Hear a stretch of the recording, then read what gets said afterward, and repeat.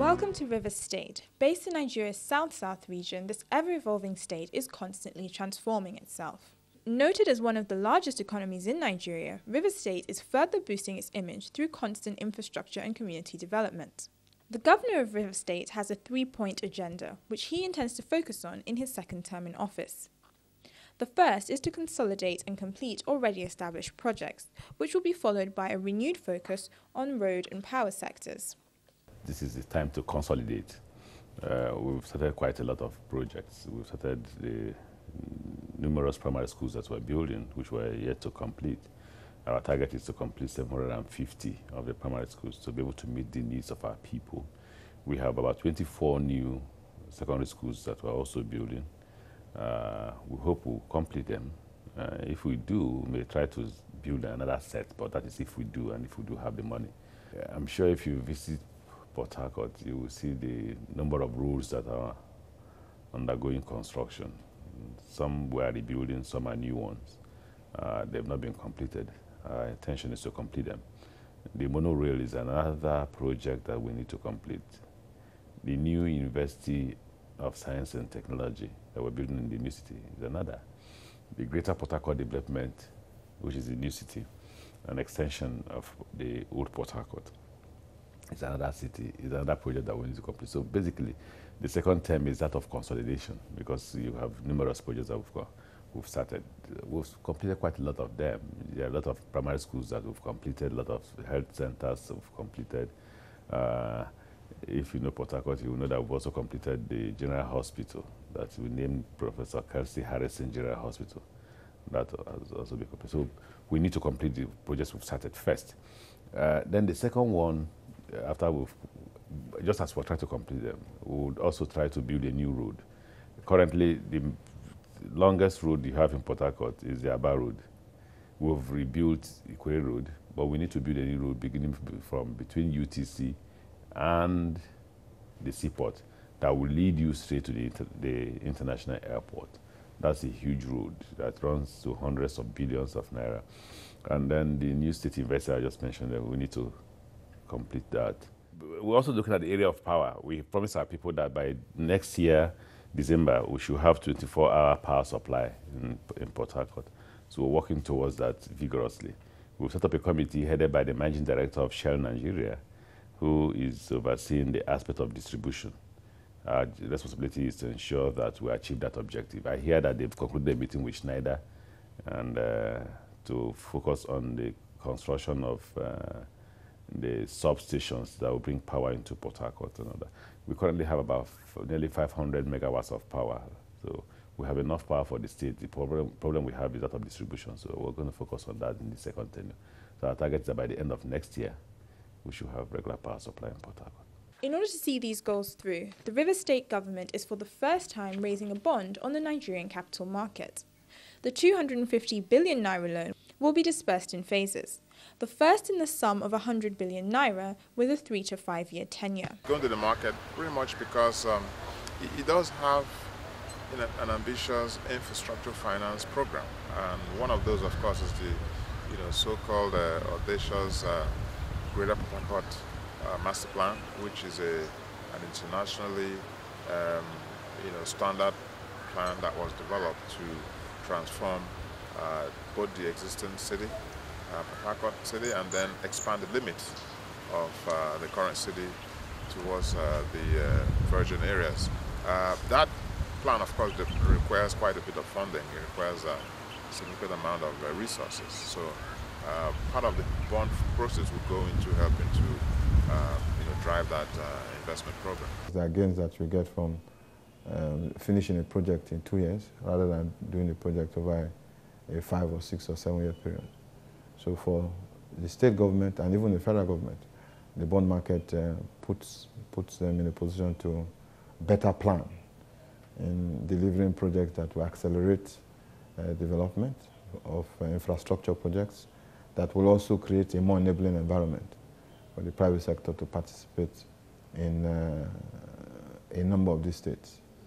If you do a causal analysis of the content of the projects, most of them are developmental projects. Roads, schools, some hospitals,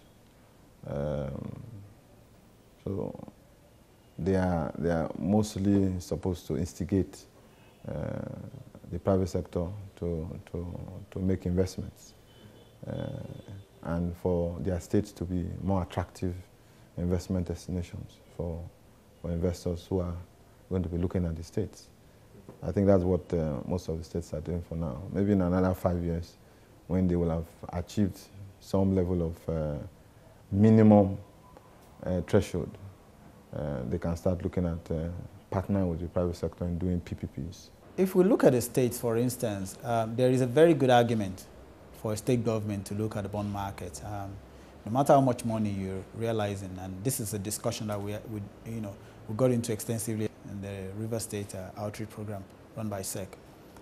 No matter how much money you're raising, the development needs are so much that being able to raise long-term capital to match some of those long-term assets is critical.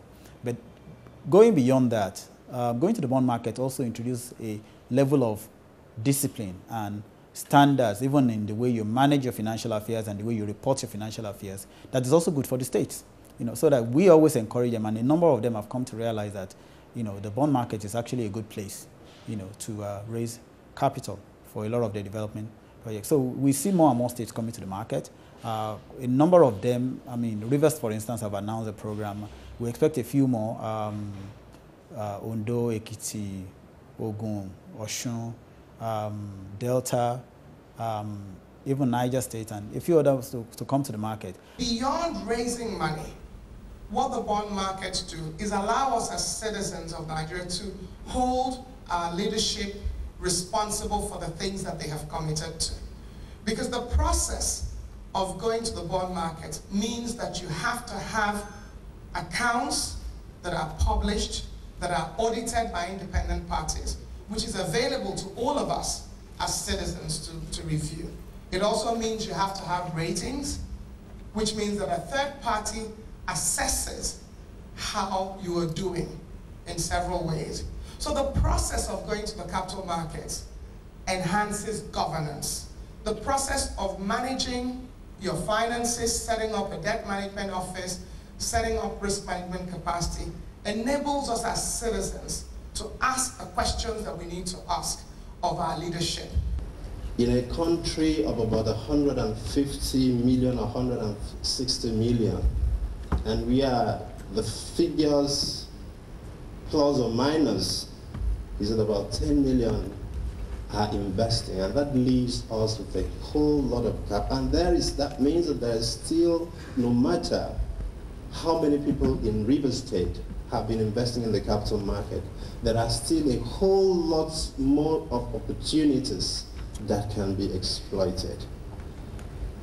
And the instruments that has been available up till now, let me say so, to those in River State investing directly within the state or for themselves have been mainly equities.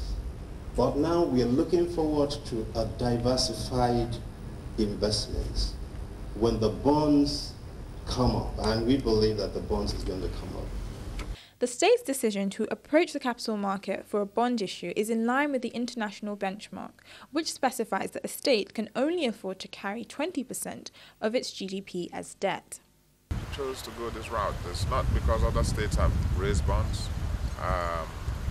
It's because bond offers you the ability to plan and provides you some level of predictability in financing your project. So we do have banking partners who provide us bridge loan, and literally they could give you quite a good amount of money, but you know that it's still not the kind of long-term funds that you need at fixed rates to be able to plan and invest and execute your project. So we heard about the mismatch between using short-term money to fund long-term projects.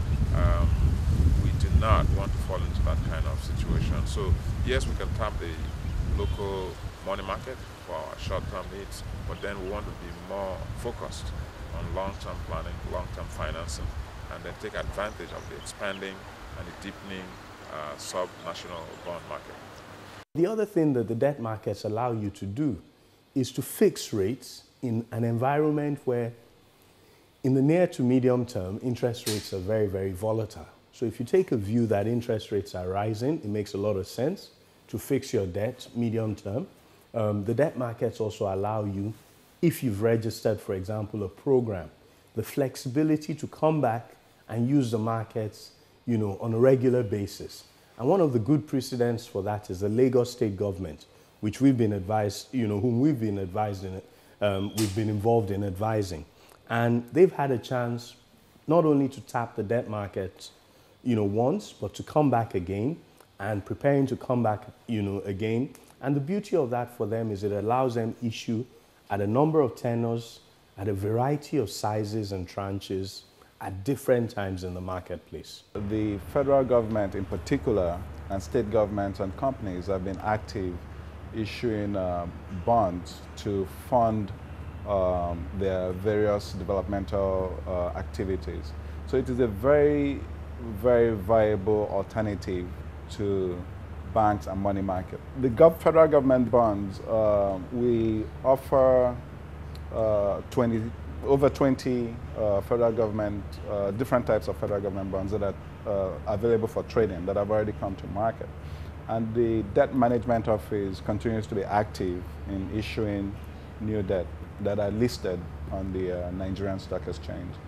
On the infrastructure side, we do have, I believe, 9 state governments that have issued different infrastructure bonds.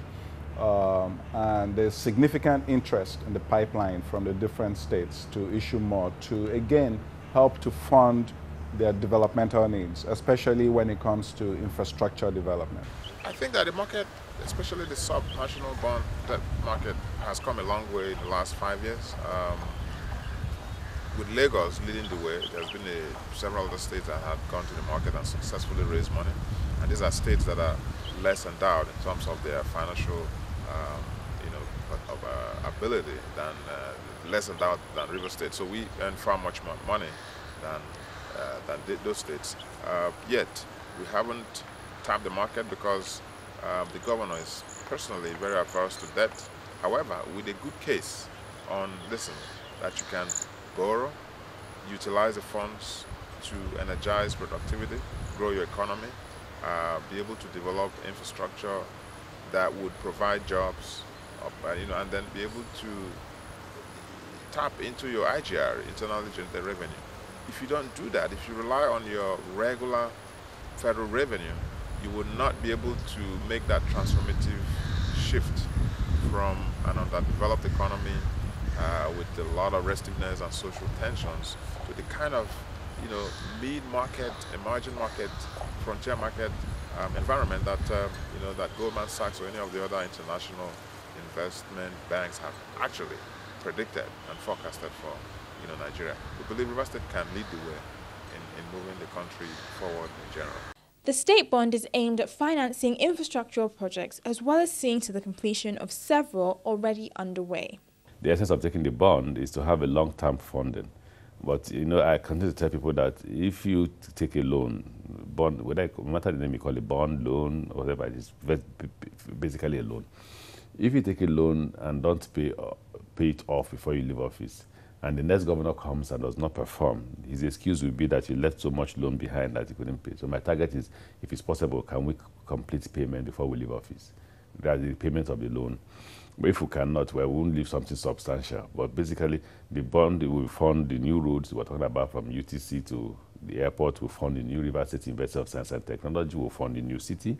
The new city we're doing phase 1A, which will commence this year, which has to do with roads, water, lights, stormwater, sewer, and all that. We'll put all of them together. We hope that it will start this year, and we hope that in 2 years they should have completed the phase 1A. We also believe that at the same time as we're doing the phase 1A, we should also be doing the CBD, which is the Central Business District in the new city.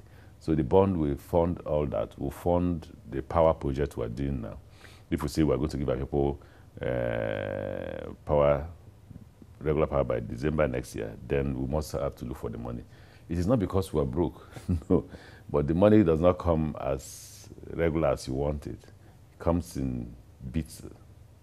That's a bits and pieces. Well, you get your allocation from the federal government at the end of every month, and not enough to fund the projects, to complete the projects in the time you want them completed. So basically what we're saying, okay, why not get this money for these projects and then pay back as the funds coming from the federation account? Very, very fundamentally, it's apparent that there is a need for external financing, and quite clearly, what is available, to either the government at the sovereign level or subnationals or even corporates, to a lesser extent, is the debt markets.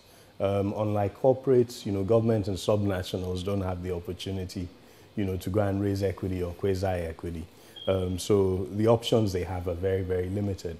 They can use the debt markets at the short-term end of it, which is a banking market, which typically is inappropriate, which is not, correctly structured for the nature of what typically government is trying to do or subnationals are trying to do, which is basically looking to invest in the infrastructural deficit that has existed in the country. Immediately you find yourself in a scenario where there's a significant funding mismatch, between the long-term nature of the projects which have to be built and which will come, in some instances, to cash flow further down the line. In other instances, they don't come to cash flow.